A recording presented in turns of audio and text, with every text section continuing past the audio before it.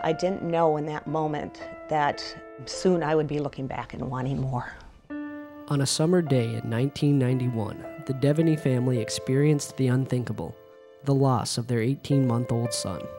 I wanted a memorial for Billy, and that was my initial reason for writing the book, so everyone would get to know him and our family. The reason for the title of the book was I put Billy down for his nap that day. Unlike any other day, he pointed to the rocking chair as I lowered him into the crib, and he wanted me to sing to him.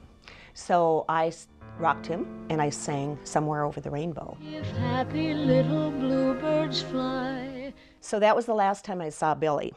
I backed away and I said, "Mommy loves you," and backed away to the door. I was getting signs from Billy. I was getting signs of bluebirds and daisies and spiritual after-death communications. It's so important to cry and let that out. And to quote my son, my 4-year-old son, when I would be crying every day on the couch, and he'd stroke my hair and he'd say, "Crying makes you strong, Mommy." Grief is redundant. If I can say one word for grief, it's so redundant because it's that pain over and over. What helped me the most was journaling, and that happened right after Billy died. I had all these emotions pent up in my head. I had denial, I had shock, I had terrific pain, and I just wanted to get out of my head. It was like a hive of buzzing bees. 3 years after Billy died, I decided to sit down and write in book form, in memoir form, the moment I woke up in the morning to the end of that day, just to get that horrible day out of my head. And I couldn't stop.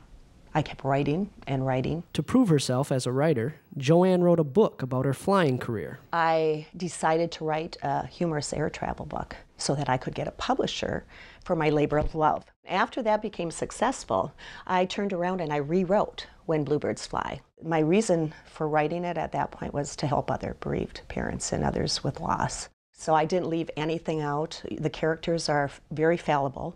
We're good people, but I wanted bereaved parents especially to know that how they're feeling is normal.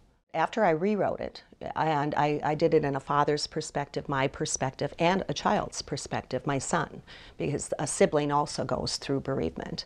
There's a couple firemen, there is a sheriff patrol. As I got more involved with each one, I realized this is a community story. This is about our community and the goodness and the people in it. And that's why I wanted to involve them too, because it affected many people, many more than I realized.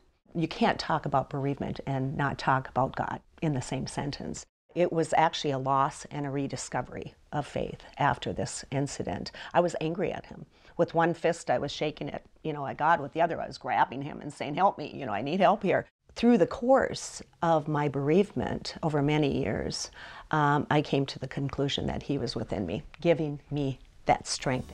JoAnn writes, "The path is pain and healing, but the destination is hope and acceptance."